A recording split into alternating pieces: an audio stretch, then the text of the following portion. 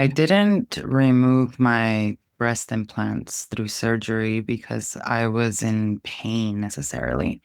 I removed them because I was done performing, because no matter how healed I looked, my nervous system was always still bracing, and my soul was still whispering, this is not who we are anymore.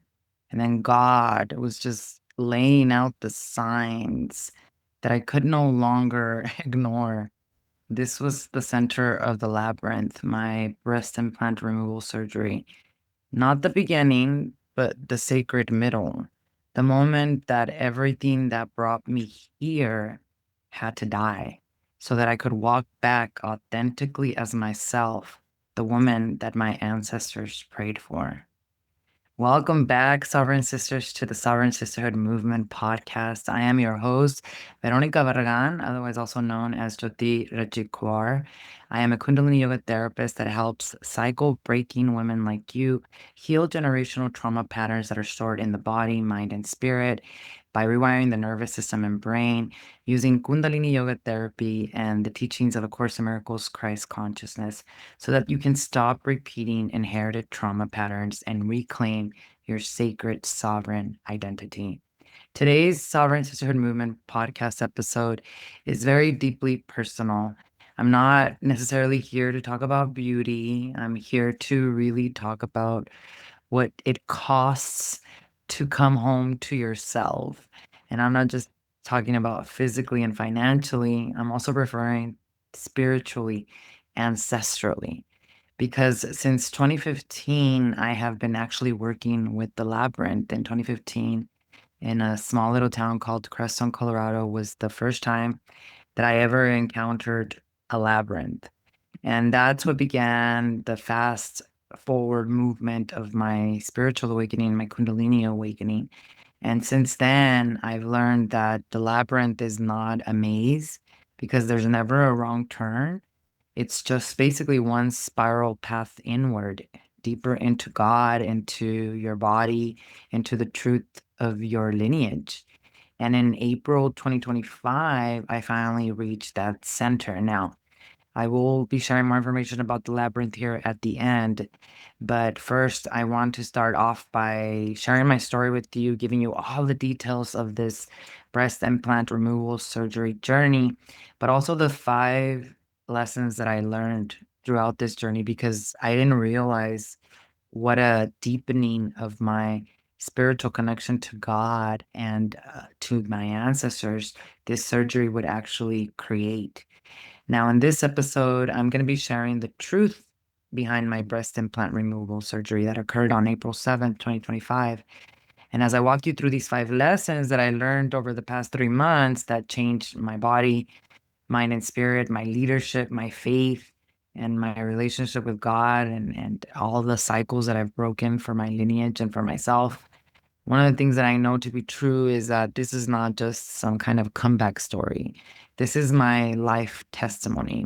One time, my youngest son had this dream where Jesus Christ came to him, and Jesus told him that his life would be his testimony. I think so many of us try so much to heal or change or be spiritual when what God is saying and what Christ was teaching was that your entire day is your life testimony. That is your devotion to God. And that is what I feel that this episode is. It's beyond sharing the logistics, as many of you have had questions about recovery, how much does it cost? Why did you do this breast implant surgery? Which I'm going to be sharing. There are deeper lessons that I actually learned that have really helped me understand my entire life and also the work that I do in helping women generationally heal. So let's break it down lesson by lesson, going through the timeline, sharing with you all that I've been through in the last 3 months. So the first lesson that I learned through this breast implant removal surgery is that surrendering to God requires death of an ego, death of an old self in order to resurrect. God had been telling me for a long time to remove the breast implants. Through my generational healing journey that began in the Amazon jungle of Peru with Mother Ayahuasca, I have now learned to listen to God on the whisper instead of like on the shout, or what I call the bulldozer method. God is always talking to us, but we are not usually still enough, meaning our nervous systems are so wired for stress and trauma that we can't hear. And most of us, because we can't hear, we learn through what I call the bulldozer method, which is like the only way to people really change is like if something really tragic happens, like an illness or a divorce or some kind of bankruptcy or financial loss, right? I've stopped learning through the bulldozer method thanks to my healing journey, because I do regular daily practices of meditation, Kundalini yoga meditation specifically. My brain is much more in hemisync, meaning the right and the left function well and they're in balance. When you go through generational trauma, your nervous system and your brain become impacted, so they don't hemisync. So when they hemisync, though, they become like a really powerful technology where like you're able to tell patterns. And to me, that's what psychic abilities are. It's just someone that can see the pattern. All of the answers, or what the person is really telling you, is what I is located in what I call the gap. The gap between the thought you're having or the words you're speaking and the next one you're going to speak or the next one you're going to think. That gap, with a meditative brain and mind, you can see in the gap and you can psychically tell or feel what the person is going through, right? So, because of my meditation practice for a long time, I had been getting these messages from God. It's time to remove the breast implants. It's time to remove the breast implants. But I wasn't necessarily like in pain. I didn't have symptoms. Well, I didn't know I had symptoms, right? I had read a lot about breast implant illness and I've seen some of the symptoms, and they just seem so vague in general that I was like, it could, like, all of us have anxiety. All of us have, these different emotions. Like, I'm not going to blame it on the implants, right? However, I did understand that anything that is foreign in my body, especially I've had those implants for 20 years. So I was like, 20 years, like, what the hell is going on inside my body? Like, is there mold growing? Like, I had all these questions, right? And even though I didn't have any symptoms, I was like, I'm going to do it. And it was either never the right timing, because I was constantly focused on growing my business, especially for the last 5 years, the Sovereign Sisterhood Sanctuary as a Kundalini yoga therapist, that I was like, I don't have the time. I don't have the time. And at the beginning, when I left my real estate broker position, I wanted to do it then, but then I was like, no, I want to be stable in my business first, because, it's going to cost me money. Insurances don't pay for breast implant removal. So I had to really plan for it, right? And this year, at the beginning in January, I just kept getting the messages like, it's now or never. If you don't do it now, your business is going to blow up even more, and then it's never going to be the right time. So you have to do this now. And God was like shouting, like leaving signs. I would like constantly get messages from different avenues that it was time. So come probably March is when I finally said, you know what, I'm going to make an appointment. So I made an appointment with the only doctor that I was referred to. Somebody told me about this great doctor in Scottsdale. And I was like, okay, if they told me about it after asking God for a sign, then maybe this is the one, right? So I scheduled my appointment. I went in my first consultation and I got pretty much the breakdown of what was going to happen, the recovery time, what they could do. He was trying to convince me to put another breast implant in, because I guess that's what most people do. Most women do. They'll like take them out and then put more blessed the other breast implant in. And I was like, no way. I never want to go through surgery again, because the only thing that scared me about surgery was the anesthesia. I don't like going under anesthesia. I was like, my knowing so much about my soul. I'm like, where is it gonna go? Right. And then the other thing is I don't believe in meds. Like, I don't take pain meds. I don't take any type of medication. So I was like, my body is gonna get so polluted. So I'm gonna have to cleanse it and kind of like realign it from all of these things. But the actual surgery, I wasn't like too afraid about. When the doctor explained to me the process, I don't know, for some reason it just felt right. Like, he gave me the price, which was $15,000 for some of you that have asked. And this included the full breast implant and a full breast lift. And so when he gave me the price, I was like, let's just do it. And he's like, okay, if you're going to do it, then we're going to sign right here. This was in early March. And you are also going to come in next week, he told me, and we're going to deflate your implants, and you're going to walk around with deflated implants for a month, because I guess he's a really advanced surgeon. Like, even where I had my surgery, it was like a huge spa-like facility in Scottsdale. Like, it didn't feel like a freaking hospital. It didn't feel like I was going in for surgery. I thought I was just going in for spa day, you know? And he uses a lot of advanced technology, even in my recovery process, which I'll share in a moment. So he has such experience that he knows that if you deflate them first, the tissue and the skin that's left is going to kind of start to settle. And then by the time you go into surgery, which is 4 weeks later, then what'll happen is like he'll have a better idea of what your skin did, so that when he does the lift, you get better results. So when he said, if you're gonna do this, let's put the deposit in, let's do all of this, and we're gonna have to deflate your implants next week. And I was like, oh my God. I told him, I have to go to Massachusetts because I had to go to trauma-informed Kundalini yoga therapy um, training as a therapist for a whole week in Massachusetts, in this little town that's like about an hour away from Boston, which was amazing and life-changing and exactly what I needed right before my surgery. But I was like, can I fly like with deflated implants? And he's like, yeah, it's like normal, it happens all the time. And because it's like, I didn't have saline, I had saline implants. I didn't have silicone. You can't do that to silicone implants. You just got to take them out and do the breast lift. But with the saline, it was like easier. And he's like, saline is a natural solution that your body can process, so you're good. So I will say though that when he removed when he deflated them, like it was like this huge pressure that was relieved from my heart space. It was intense, and I started crying, not because of pain, but because it was very emotional, because it wasn't painful at all. And then when I left from there, it was like so weird, like to look at my breasts and to like see them so deflated. And it was just like, I'm not gonna lie to you, it was like giving me some insecurity, because I knew that they were not gonna stay like that, but it was still horrific to see them like that. So I traveled to Massachusetts at the end of March with my deflated implants, went through the most life-changing trauma-informed Kundalini yoga therapy training, and then came back the week afterwards, so which was now getting closer to April, and my surgery was actually April 7th.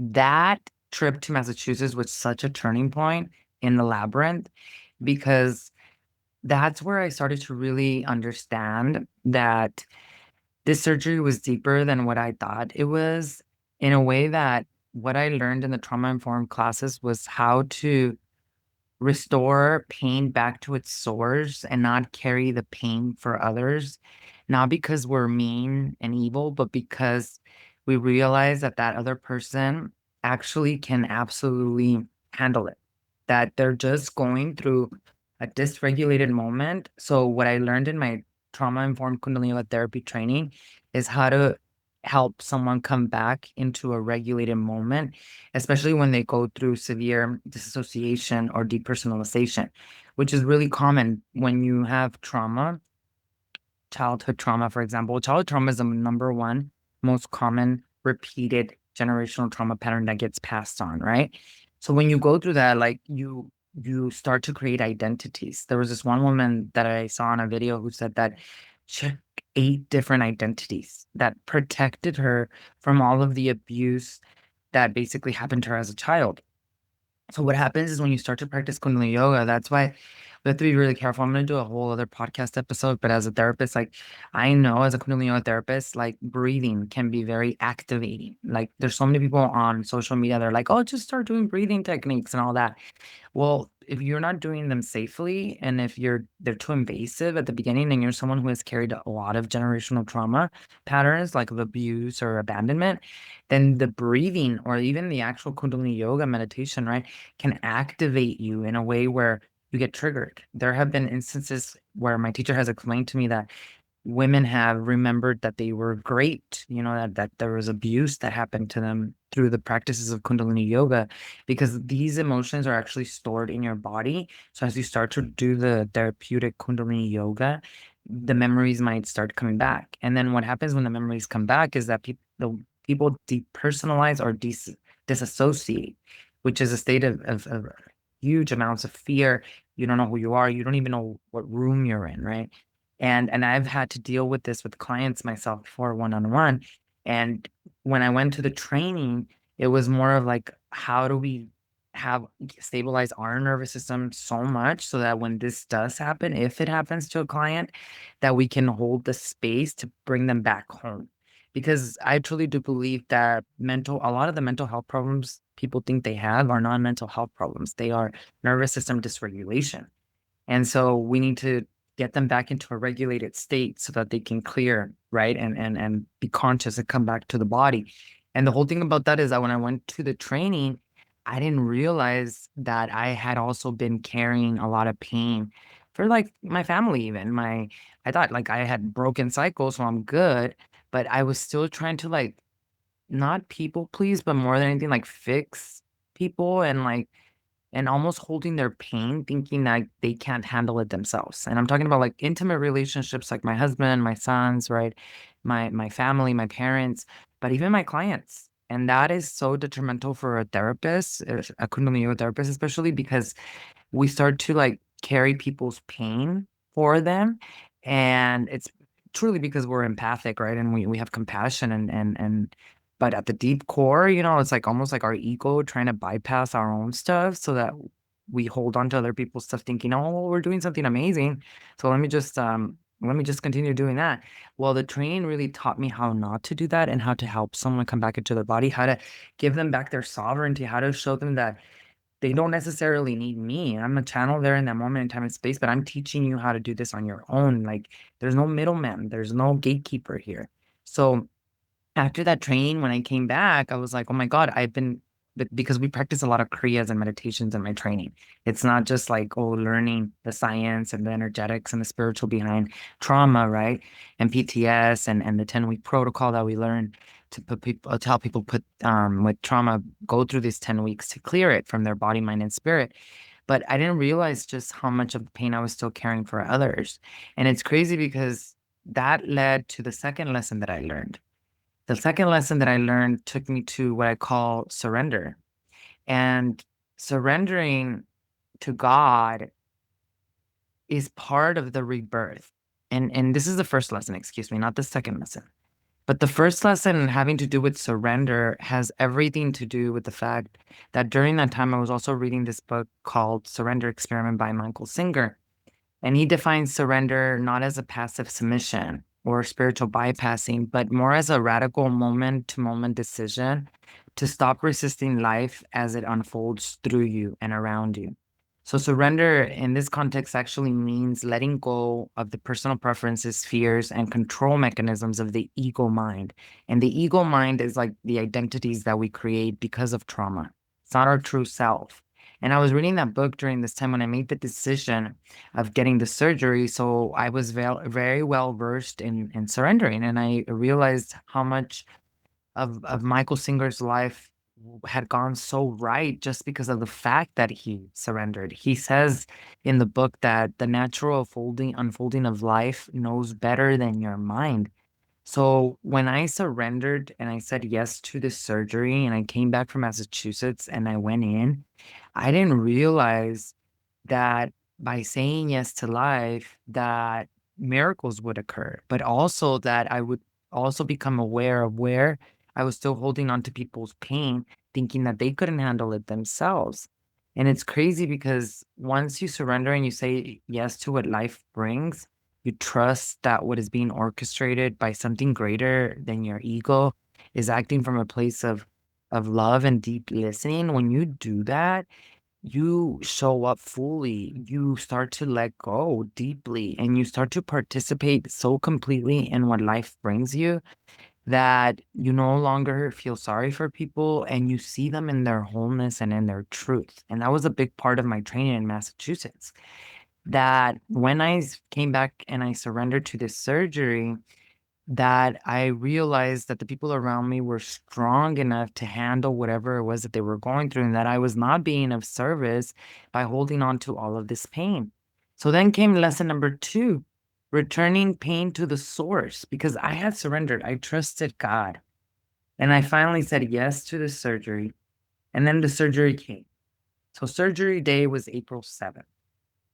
And what I had done is, for my community, the Sovereign Sisterhood Sanctuary, I pre-recorded 6 weeks of classes because we have 3 classes a week in our membership community for generational healing.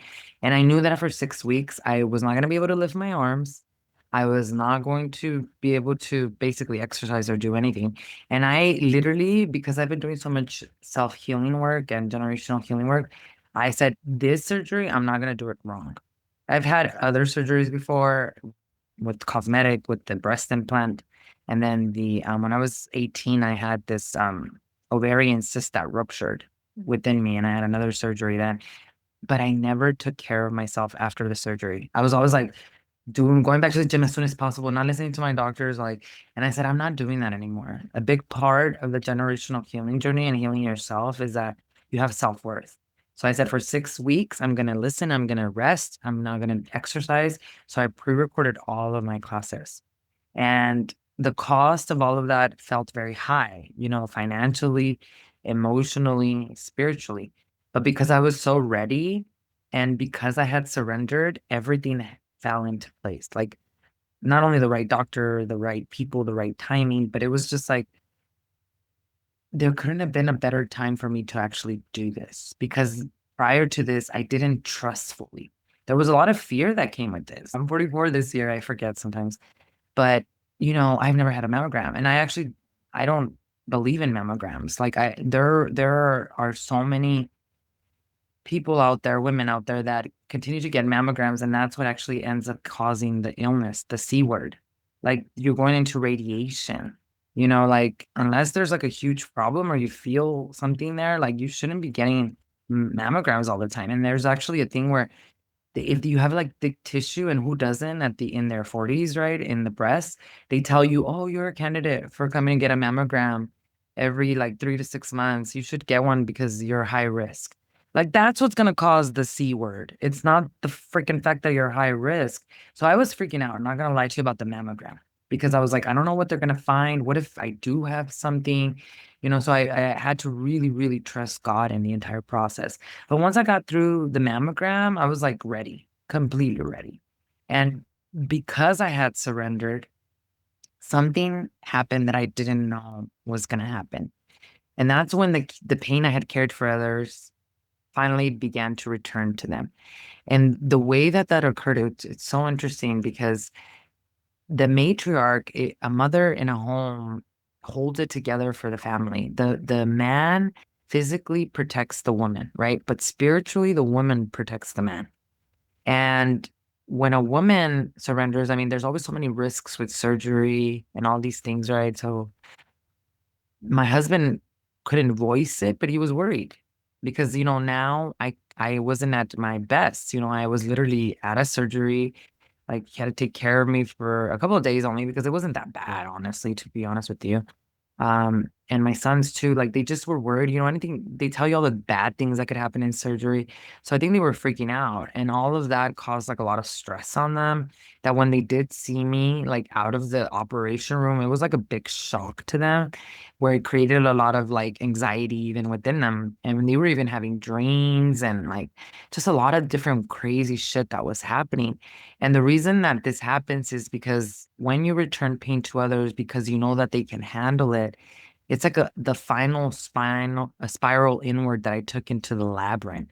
It was like the last few turns before the center, where the body pretty much prepares for resurrection by releasing everything it used to carry. And because I'm a Kundalini yoga therapist, I do generational healing work every single day as part of my sadhana, I was like, how in the world did I end up here? How was I still carrying all this pain for all these people? And that's the whole thing about what happens to a woman when she surrenders to God. When a woman truly surrenders to God, not out of defeat, but out of trust, what is not hers begins to leave her body. And this is a big part of the generational healing journey. She basically stops being the vessel for generational pain, for the unspoken resentment, for all these silent rules, for emotional labor that was never hers to carry in the first place. And why this happens is because surrender is not a mindset, it is a nervous system event. It's like a soul contract that gets renegotiated.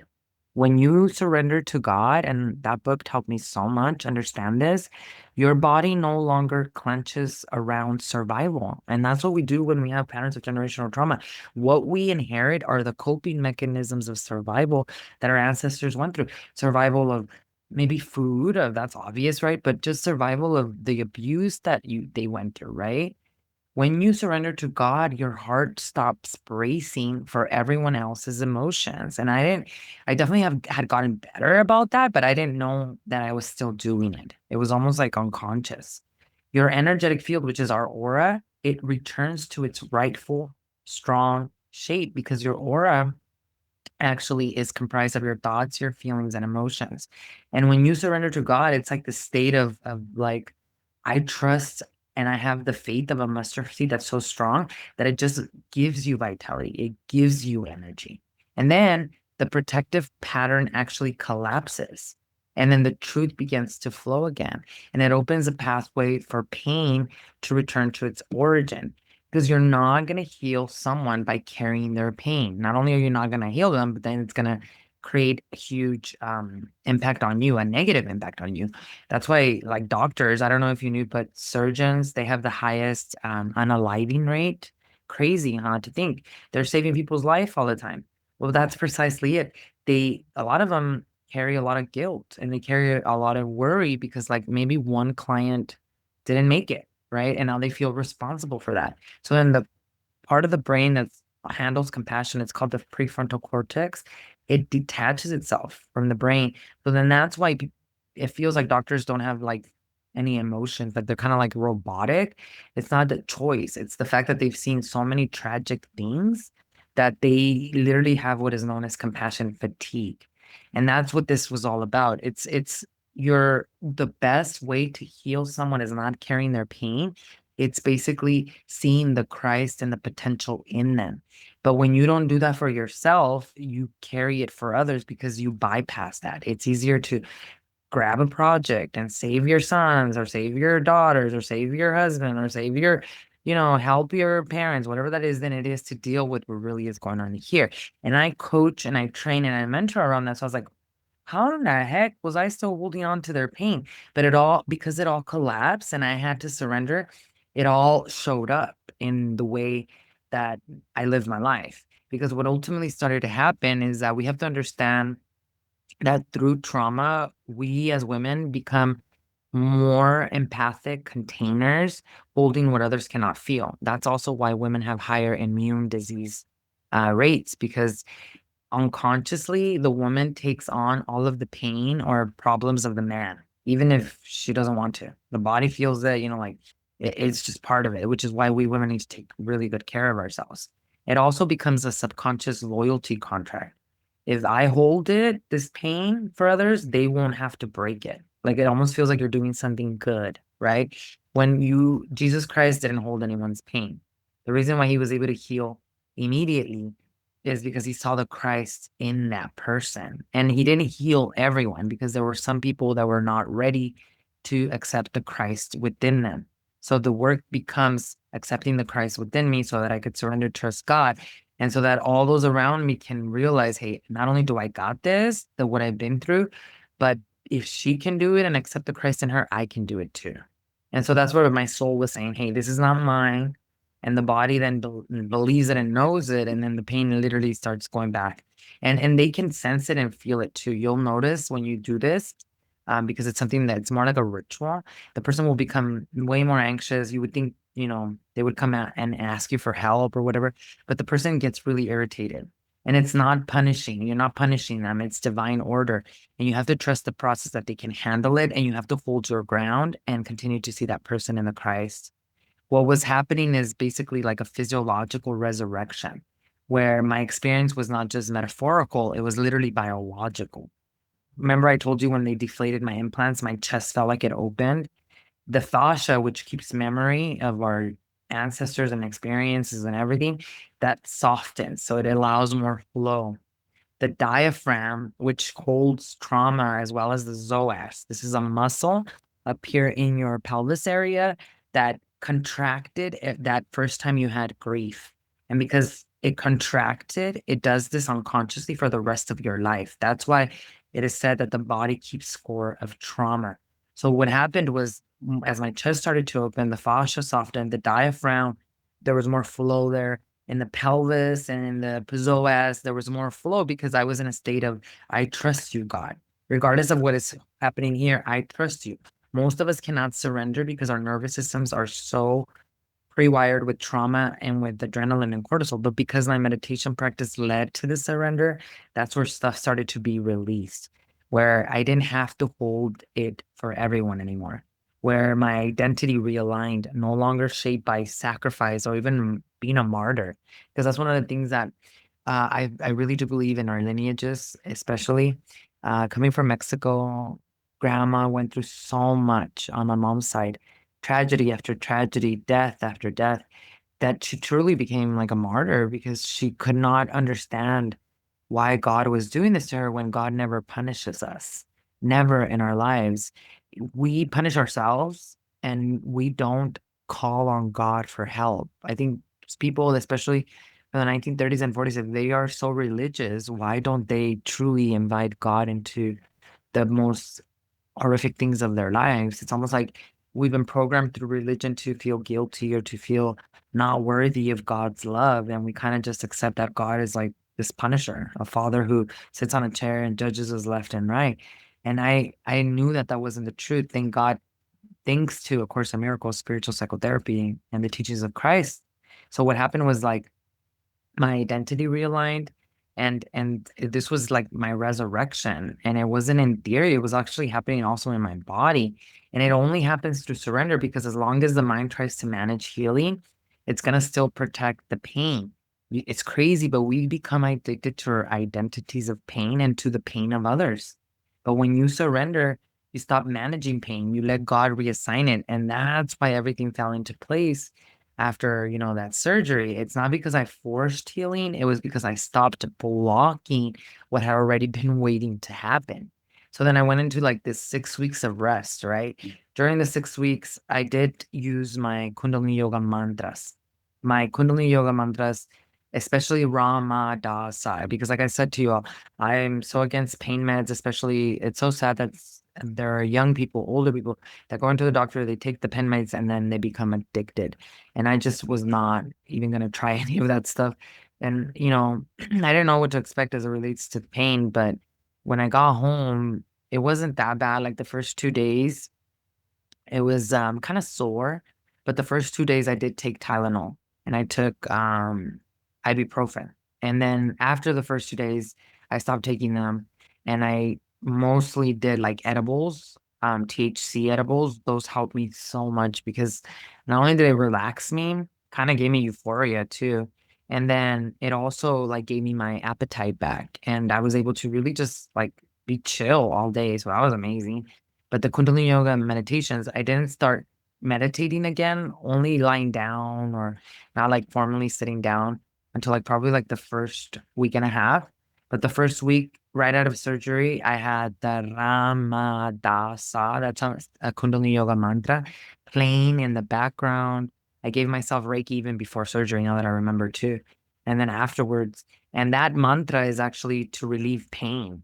So I was using all of my Kundalini yoga therapy tools, mantra, breath. I was meditating, right? All to help me heal and restore balance into my body. There's even a really beautiful mantra called Ang Sang Wahe Guru that I would chant, because that one restructures the cells, like completely restructuring cells, especially to be used after surgery. So I did a lot of that, and I felt really good. The only time that I had a bit of a hiccup was the second week, because remember I told you that I restored the pain back to its source? Well, my husband got really sick. Like he got the flu, and he never gets sick. But of course, all the stress and all the things that were happening, I understood what was going on. So he got like the flu the second week. And then I didn't think I was gonna get it because I was taking I was taking probiotics, but I was also taking antibiotics. And that I did take because although I know that they can cause liver damage, then after my husband got sick, like after that first week, I was like, oh my God, I'm not going to put myself at risk because of this too. So he got super sick. Then my son got sick. my oldest son. And then I got sick. Oh my God. Those 3 days of the second week were horrific because I was like coughing and sneezing, and I had just had surgery. So you can imagine it wasn't, to be honest with you though, it wasn't that painful. It was just annoying and overwhelming because I never get sick either. So to have this like head cold while you just had surgery, like the surgery wasn't the problem. It was like literally the head cold. So the second week I crashed. I think I slept for like 3 days out of the week. And then I started to feel really good. I started taking my oregano oil, um, vitamins. That's like the best antibiotic you can take, by the way. So I started taking oregano oil, and I started to feel better after like 3 to 4 days. And then I started to get my energy levels back, not just because of the anesthesia of the surgery, but also just in because I was sick. After that, after the second week, that's when I started to like just feel a little bit more normal. But because I had to carry this oxygen thing, this is where my doctor is like so innovative. He gave me this like uh, oxygen that I would put on my breasts afterwards, that basically the astronauts use. It's kind of like red light therapy. Red light therapy is also something that the astronauts use to repair their cells, because when you go to outer space and you come back, there's a lot of damage. So he gave me this thing. It was like a little machine that I had to like keep charged, and I would carry it around like a little, kind of like a little purse. And I had these, it was giving oxygen to my breast the entire time. So I mean, I really couldn't go out because the first 4 weeks I had to wear that thing. There were a couple of times that I did go out and I took it off and I just didn't wear it for the day. And I didn't tell my doctor, but it wasn't like life threatening. It was basically for healing. And I can tell that that helped tremendously because by the after I got sick the second week, the third week, I started getting my vitality back, and I felt like I could go to the gym, like third week. But I said no, I'm gonna wait, and I'm not gonna do anything until they tell me that I can, and that's until 6 weeks. But the third lesson, that's where it really all started to click in. And the third lesson, I'm calling it expansion, from crucifixion to resurrection. So I finally get the clearance to lift my arms and go back to the gym after 6 weeks, which I started doing. Started working out 3 times a week, started lifting. I started teaching again in live because my classes are actually live in my community.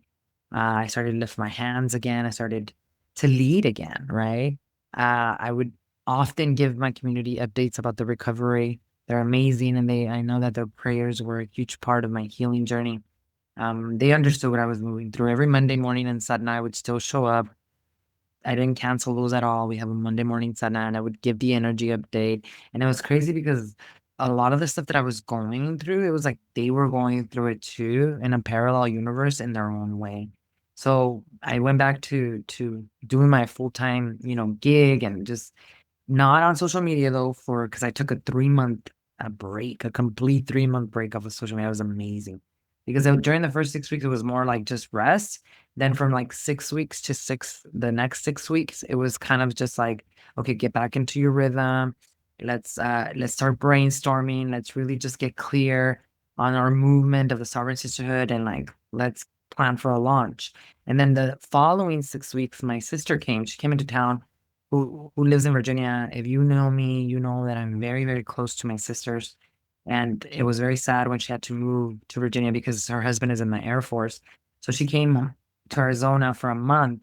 So it was just like, no, don't launch. Just enjoy the time that she's here and just do little things here and there. And honestly, there were so many things that were stopping the launch, the relaunch of everything that I was doing, that I was like, this is one of the bigger lessons. Like, I no longer am competing with anybody. I don't need approval. So I'm gonna trust God's timing. So I really took it to heart, and I didn't go on social media or post on social media for like 3 months, which was kind of cool. It was amazing. I can tell you that I had like my head and my mind just felt so much more clearer. I felt more present. But I can't gatekeep this information. I have to come back and help and serve, right? So I began to really understand during that time what the crucifixion pattern was all about. Basically, the belief that suffering equals worth, the belief that sacrificing yourself is actually holy. And I learned this through the surgery because I saw this, my surgery and everything, my life from like the center of the labyrinth because I ended up choosing differently. Instead of martyrism, victimhood, I realized what Jesus Christ said in A Course in Miracles was true, which is that only the resurrection is real. He didn't come to teach us about crucifixion at all. He came to teach us about the resurrection. And I stopped glorifying what hurt me when I surrendered. That's what the realization was.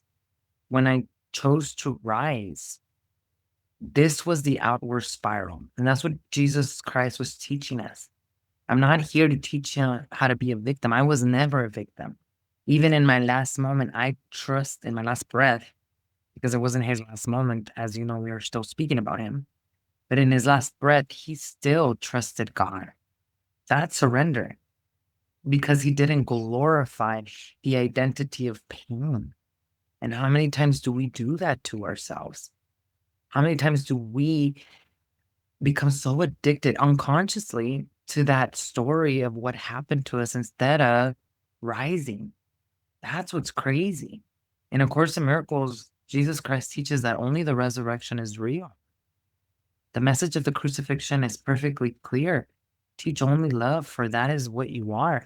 Isn't that what Christ did on that cross? Forgive them, Father, for they know not what they do. Jesus explains in the Course that the crucifixion was not the point. It was just a demonstration of the ego's illusion. So the resurrection is the real teaching. And that's what I was going through. It wasn't just the death of an egoic self. It was that I no longer had to feel or act like a martyr or a victim, that I no longer had to believe that God was punishing me. My breast implant removal surgery was not a punishment. It was not even a sacrifice. It was something to glorify as proof that I am strong. It was not something to glorify as proof that I was strong because I suffered. That's not what this was about. This was a turning point of my own personal resurrection, where I finally stopped believing that carrying pain for others made me holy.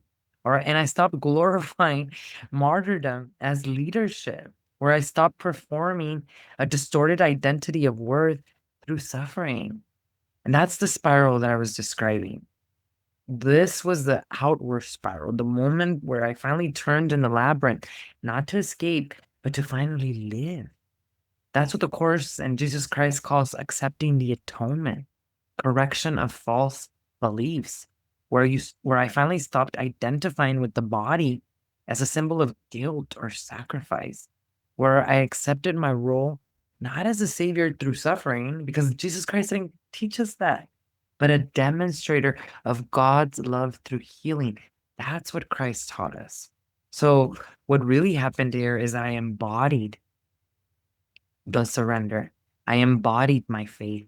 I realized that I didn't have to suffer in this world to be happy, and that Christ was the last person to have to go through what he went through for us to awaken to that, which leads to lesson number 4, saying yes to my ancestral gifts and my sovereign power. Because what happens when you do the generational healing journey?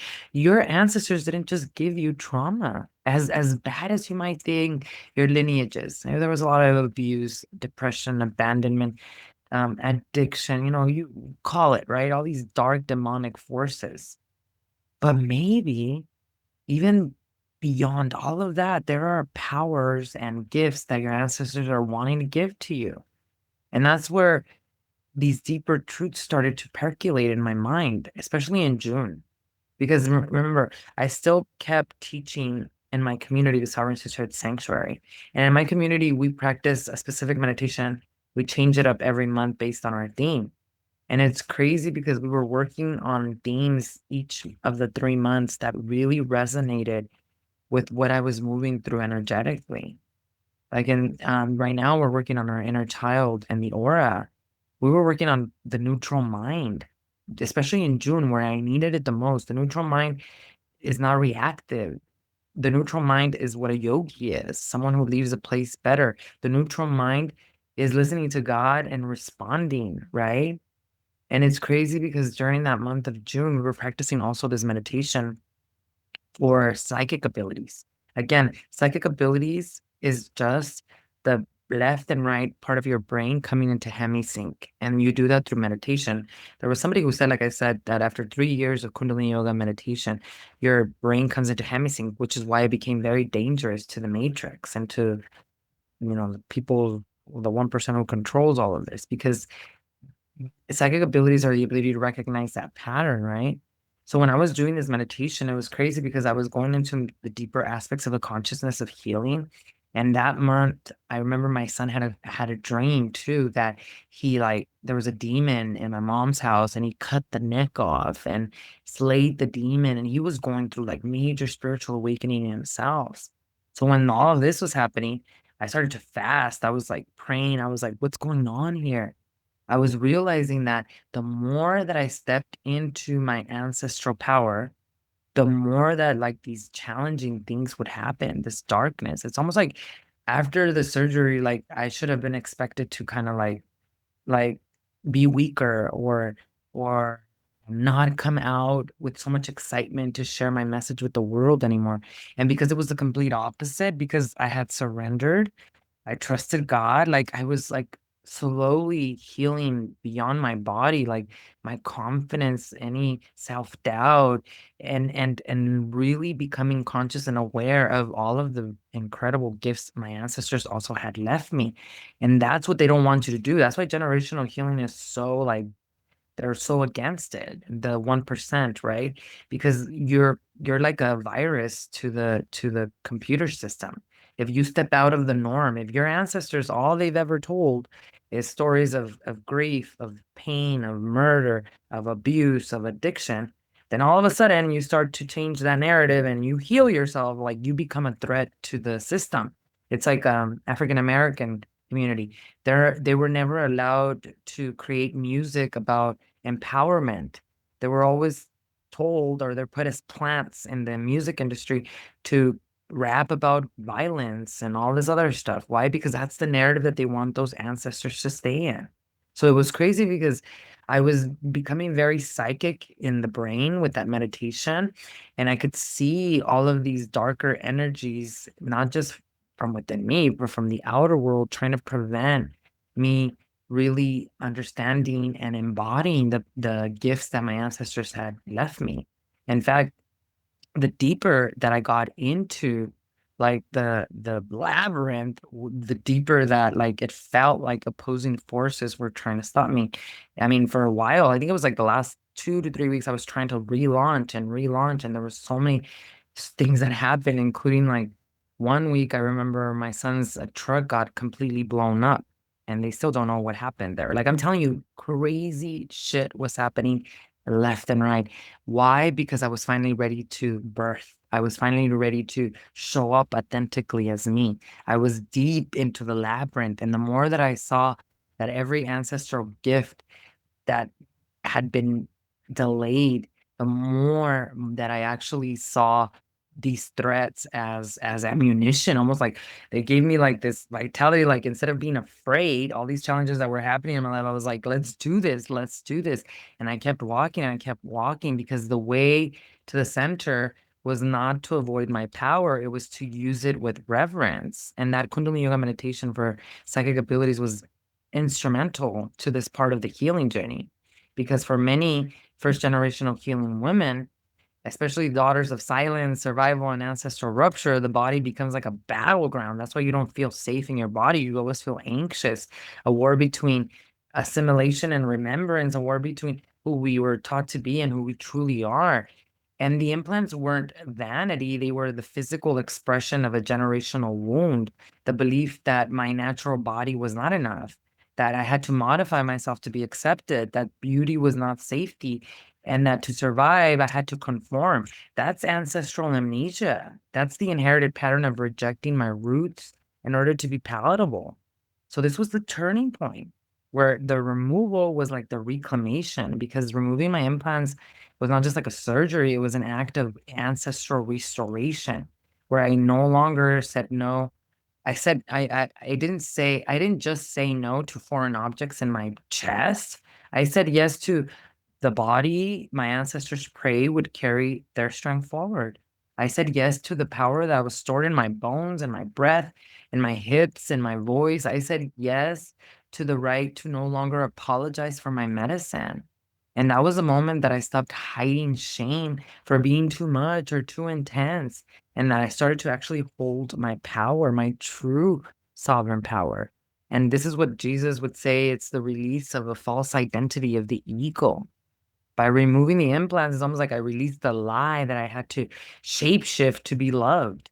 And I chose to use my body not as a container of pain any longer, but as a vessel of truth. So I reclaimed my body as a messenger of my soul, as a temple, as a sanctuary, not an apology for it, which is what most of us do because the body keeps score of trauma. And so this is the moment that had this final sovereignty. Because when I think about it from a Kundalini yoga perspective, it's like you stop carrying the energy of rejection in your heart center and you instead activate your third chakra, which is your will, your power. And you're able to say yes to your truest satnam, your ancestral inheritance. You say yes to a path that no longer erases where you came from. That's a huge problem in generational healing. And so what happened was I realized that I didn't just remove my implants, I removed the lie that I had to change myself to be lovable. I said yes to the woman I was born to be. I said yes to the power that runs through my lineage. And I will never again reject what God gave me, which leads us to lesson number 5, living now as the healed ancestor. And this is probably the most important one because this is what took me to the center of the labyrinth. Now, I told you all that I was going to share with you more about the labyrinth and why this is so important with me. But labyrinths first started to come into my life in 2015 when I went to right before I went to the Amazon jungle to work with Mother Ayahuasca in Creston, Colorado. And that was the labyrinth that catapulted me into my journey and into the work that I do today. And you have to remember that labyrinths are kind of like a spiritual map of inner transformation. So when we were very mystically called to go to Creston, Colorado, we ended up at this really beautiful healing center that had a huge labyrinth in the middle of it. And so then I started to research them. And it was crazy because after I first saw that labyrinth in 2015, right after that, it was like I was on a plane to go to the Amazon jungle and like everything was just happening very quickly. And after that, I would find these labyrinths very synchronistically in places I would visit. You all know that I love to travel.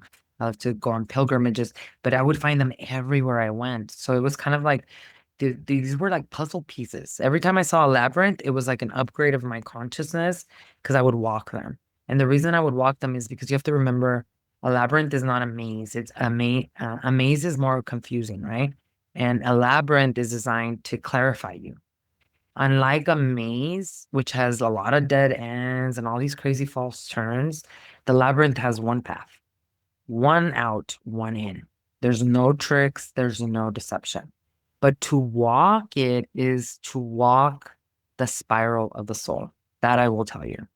And even in Christian mysticism, I researched in Christian mysticism, particularly within the Chartres Cathedral in France, that's the biggest labyrinth, the labyrinth that symbolized pilgrimage without leaving home.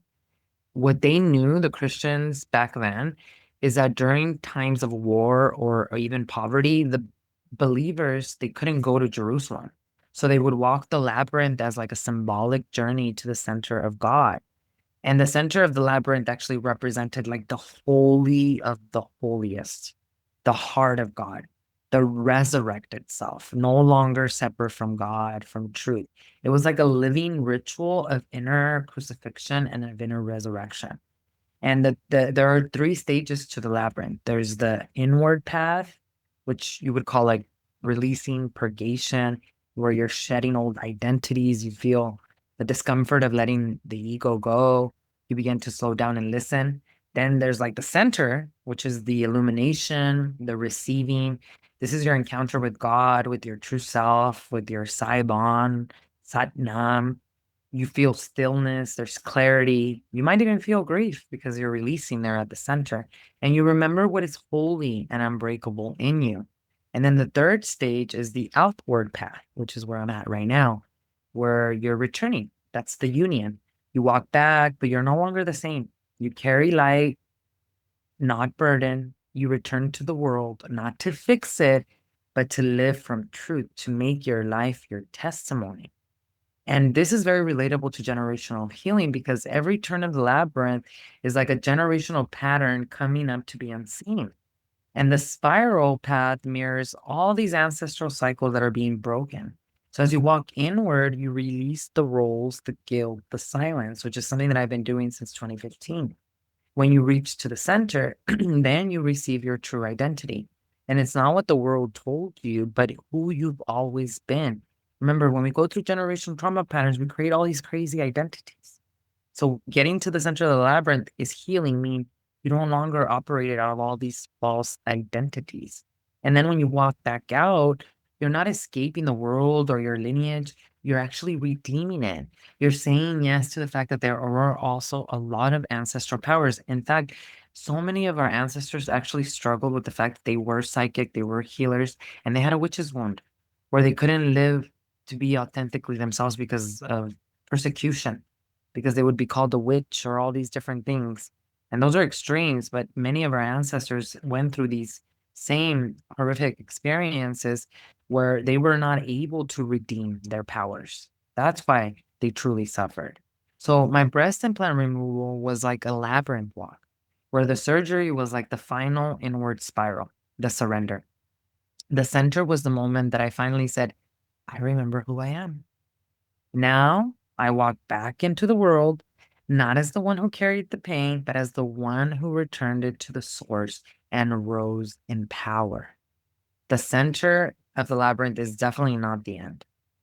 It is the moment that we all remember. It is the moment that our life becomes not just ours, but we remember that our choices also become someone else's inheritance.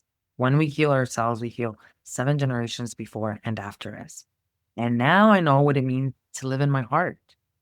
Now I know what it means to not just talk about healing, but and to not just teach it, but to actually embody it. Because the purpose of the labyrinth is not ever to reach the center quickly. It's to engage with every sacred step that you're taking, to feel it, to walk it, to become it. And now it's crazy because as I walk back out, not as a seeker, I walk back out as the sanctuary, as the holy temple, as this authentic expression of God herself, a channel for the divine, not for trauma. So these last 3 months have taught me a lot. First, rebirth requires death. Guilt and healing cannot live in the same body. Guilt is not love, it is control. Most of your guilt isn't even yours. And you don't have to feel bad for getting free, for healing yourself. This is what I mean when I say I removed more than my breast implants through the surgery. I stood at the center of the generational labyrinth. I laid down the mask, the martyr, the sacrifice, the guilt, and I walked back out and not searching for healing anymore, but walking as the healed ancestor. So if you've been feeling that nudge, the one that says there's more to healing than talking about your pain, because we can't talk our way out of generational trauma because it lives in our body. This is your invitation to come walk with us in the labyrinth, to find your sanctuary inside the Sovereign Sisterhood Sanctuary. This month, we're focusing on the healing the inner child, repairing our auric field. So you can find out more about our sisterhood in the comments below. So make sure that you click on that as well. You can also join us in our free Facebook group community, the Sovereign Sisterhood Movement, where I post daily information about generational healing through the lens Kundalini Yoga therapy and A Course in Miracles Christ consciousness. I just want to thank you all. Thank you for listening to my story. Thank you for holding space. What I do know now to be true is that you don't heal by becoming someone new. You heal by remembering who you were before the pain taught you to hide. I just didn't remove my implants. I removed all these survival strategies that were shaped by silence, by shame, by ancestral forgetting. This truly is the sacred turn, the holy return, not the seeker anymore, but the sanctuary.